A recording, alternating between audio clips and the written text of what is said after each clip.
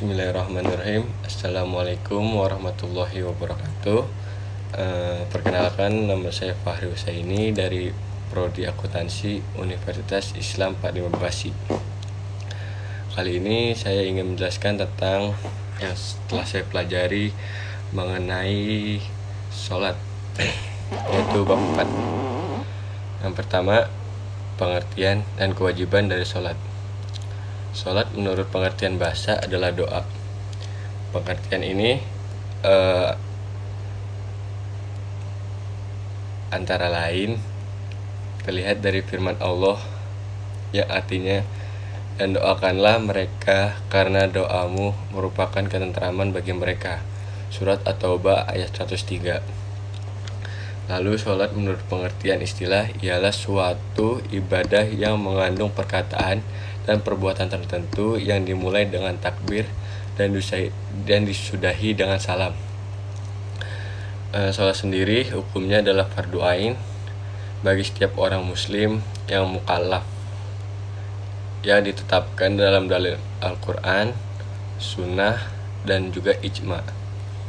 Lalu apa sih ijma itu?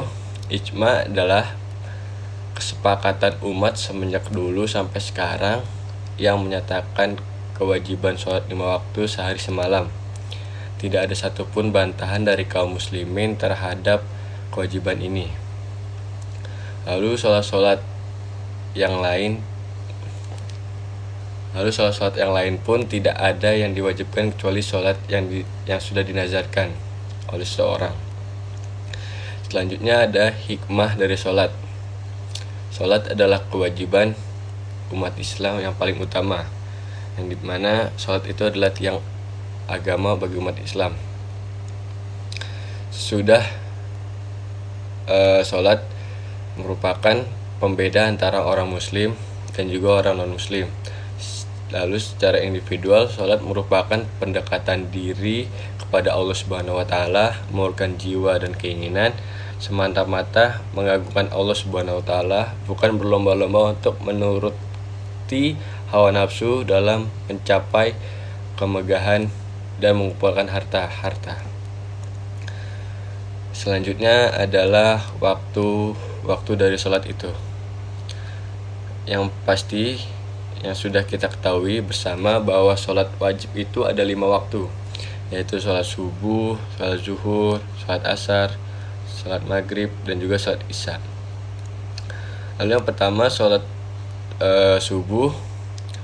Waktu sholat subuh adalah mulainya terbit fajar kedua sampai terbitnya matahari. Lalu yang kedua, sholat zuhur. Waktunya adalah mulai tergelincirnya matahari atau sampai bayang setiap benda sama panjangnya dengan benda tersebut. Lalu yang ketiga, waktu asar adalah mulainya dari keluarnya waktu zuhur, yaitu bila mana bayang-bayang melebihi panjang suatu benda tersebut sampai terbenamnya matahari.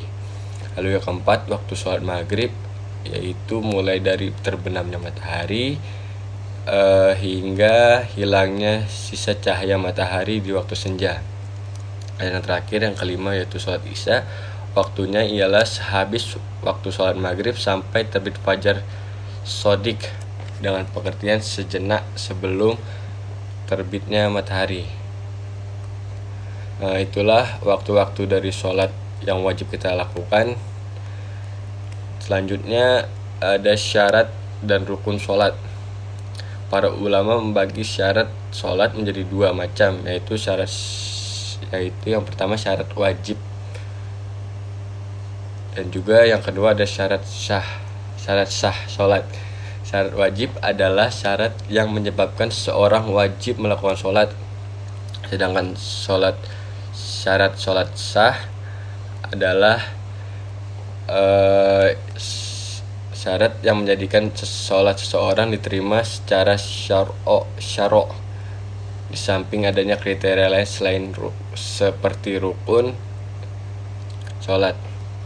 Lalu yang pertama akan dijelaskan, yaitu syarat wajib sholat. Antara lain, yang pertama sudah pasti Islam, lalu baligh, dan yang terakhir berakal. Lalu yang kedua, syarat sah sholat antara lain mengetahui waktu-waktu sholat. Yang kedua, suci dari hadas. Yang ketiga, suci badannya. Yang keempat, menutup aurat. Yang kelima, menghadap kiblat. Lalu yang keenam adalah niat. Selain itu, sekarang penjelasan mengenai rukun-rukun sholat, yaitu antara lain takbiratul ihram, berdiri bagi yang mampu, membaca Al-Quran, ruku, sujud, duduk terakhir, sekedar membaca tasyahud. Sedangkan wajibnya sholat adalah membaca iftitoh,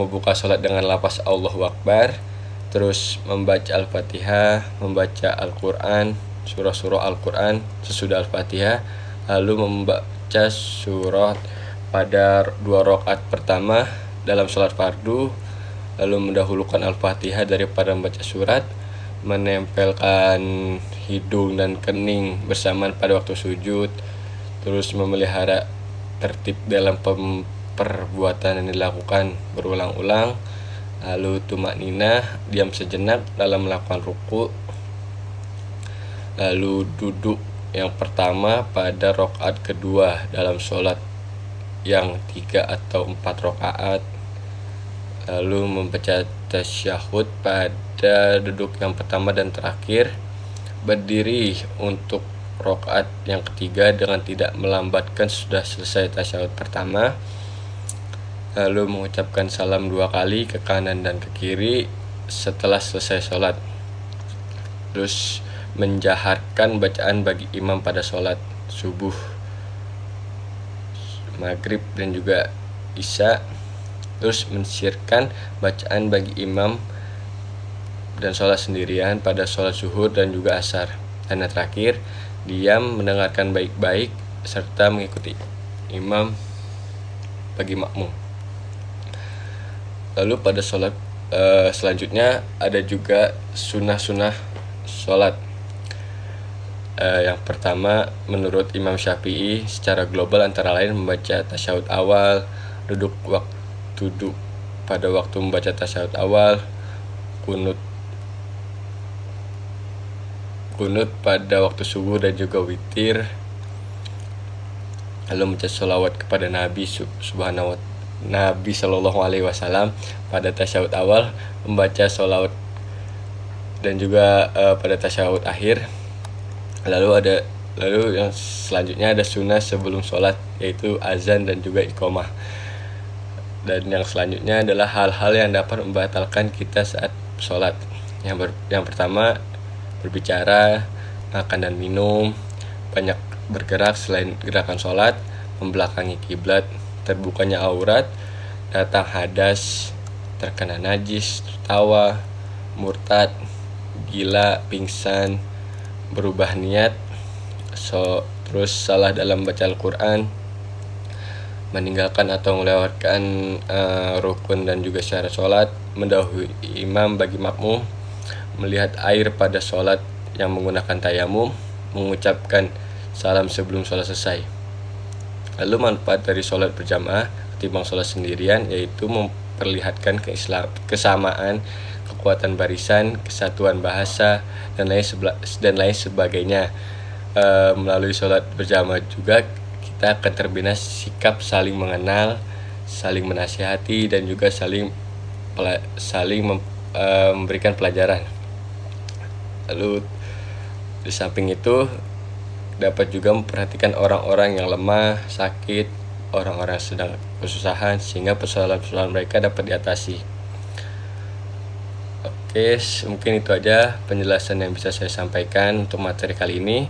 Apabila ada kesalahan dalam penyampaian, mohon dimaafkan sebesar-besarnya. Wabillahi taufiq wal hidayah. Wassalamualaikum warahmatullahi wabarakatuh.